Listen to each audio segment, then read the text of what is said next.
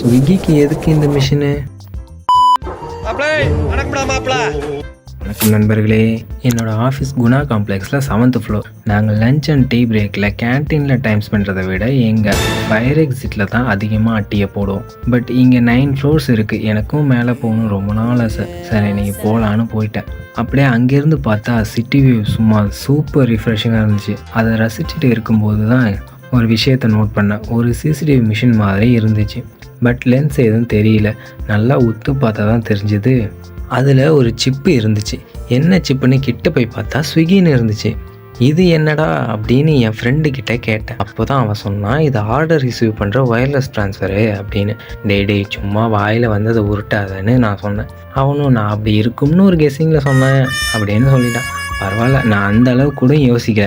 And இதை ஆன்லைனில் search பண்ணால் டீட்டெயில்ஸ் வரல. உங்கள் யாருக்காவது தெரிஞ்சு கீழே சொல்லிட்டு போங்க நண்பர்களே.